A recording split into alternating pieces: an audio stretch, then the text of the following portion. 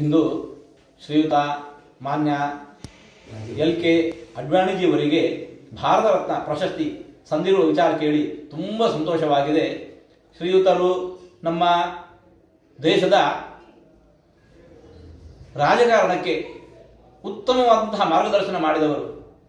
ಸಾಮಾನ್ಯ ಕಾರ್ಯಕರ್ತರಾಗಿ ಹುಟ್ಟಿ ಬಂದು ಅವರು ಬೆಳೆದಿರತಕ್ಕಂಥ ಎತ್ತರ, ಅವರು ವಾರ್ತಾ ಸಚಿವರಾಗಿ ಕೇಂದ್ರದಲ್ಲಿ ಕಾರ್ಯವನ್ನು ಮಾಡಿದವರು, ಗೃಹ ಸಚಿವರಾಗಿ ಕಾರ್ಯವನ್ನು ಮಾಡಿದವರು, ಗೃಹ ಮಂತ್ರಿಗಳಾಗಿ, ಇನ್ನು ಉಪ ಪ್ರಧಾನಿಗಳಾಗಿ, ಹೀಗೆ ಬಹುಮುಖದಲ್ಲಿ ತಮ್ಮ ಪ್ರಾಮಾಣಿಕವಾಗಿರತಕ್ಕಂಥ ಕರ್ತವ್ಯವನ್ನು ನಿರ್ವಹಿಸುವ ಮೂಲಕ ಸಮಾಜಕ್ಕೆ ಮಾರ್ಗದರ್ಶನ ಮಾಡಿದವರು, ಸಮಾಜದ ರಕ್ಷಣೆಗೆ ಮುಂದಾದವರು. ರಾಜಕಾರಣದಲ್ಲಿ ಎಂತೋ ಅದರಂತೇನೆ ತಾವು ಧಾರ್ಮಿಕ ಶ್ರದ್ಧೆಯಲ್ಲಿ ಕಿಂಚಿತ್ತೂ ಕೂಡ ಹಿಂದೆ ಬೀಳದೆ ಶ್ರೀರಾಮಚಂದ್ರನ ಕುರಿತಾಗಿರತಕ್ಕಂತಹ ಭಕ್ತಿ ಭಾವ ಅದನ್ನು ಸದಾ ಜಾಗೃತವಾಗಿ ಇಟ್ಟುಕೊಂಡು ಅಯೋಧ್ಯೆಯ ರಾಮ ಜನ್ಮಭೂಮಿಯ ಆ ಆಂದೋಲನದಲ್ಲಿ ತಾವು ಸಕ್ರಿಯವಾಗಿ ತಮ್ಮನ್ನು ತಾವು ತೊಡಗಿಸಿಕೊಂಡು ರಥಯಾತ್ರೆಯ ಮೂಲಕ ಸುಪ್ತವಾಗಿದ್ದಂತಹ ಆಂದೋಲನಕ್ಕೆ ವಿಶೇಷವಾಗಿರುವಂತಹ ಬಲವನ್ನು ತುಂಬಿದವರು.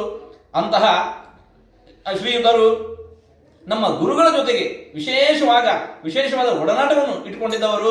ಇಬ್ಬರು ಕೂಡ ಜೊತೆಯಾಗಿ ಕುಳಿತು ಕಾರ್ಯವನ್ನು ರೂಪಿಸ್ತಾ ಇದ್ದವರು. ಅಂತಹವರಿಗೆ ಇವತ್ತು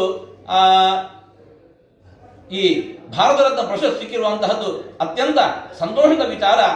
ಅವರ ಈ ವಯಸ್ಸಿನಲ್ಲಿಯೂ ಕೂಡ ಅವರಲ್ಲಿ ಇರತಕ್ಕಂತಹ ಶ್ರದ್ಧೆ ಅದು ಅಪೂರ್ವವಾಗಿರುವಂತಹದ್ದು.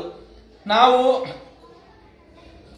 ಈ ರಾಮಜನ್ಮಭೂಮಿ ತೀರ್ಥಕ್ಷೇತ್ರ ಟ್ರಸ್ಟ್ನಲ್ಲಿ ಸದಸ್ಯರಾದ ಕ್ಷಣದಲ್ಲಿಯೇ ನಾವು ಶ್ರೀಯುತ LK ಅಡ್ವಾಣಿಜಿಯವರನ್ನು ಅವರ ಮನೆಗೆ ಹೋಗಿ ಅವರನ್ನು ಅಭಿನಂದಿಸಿ ಬಂದಿದ್ದೆವು. ಅವರ ಕುಶಲ ಯೋಗಕ್ಷೇಮವನ್ನು ವಿಚಾರಿಸಿಕೊಂಡು ಬಂದಿದ್ದೆವು.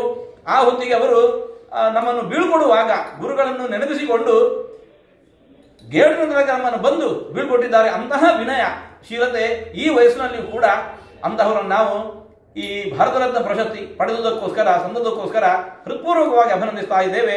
ರಾಮಕೃಷ್ಣ ಅನುಗ್ರಹ ಶ್ರೀರಕ್ಷೆ ಅವರ ಜೊತೆಗೆ ಸದಾ ಇರಲಿ ಅಂತ ನಾವು ದೇವರಲ್ಲಿ ಪ್ರಾರ್ಥನೆ ಮಾಡ್ತೇವೆ.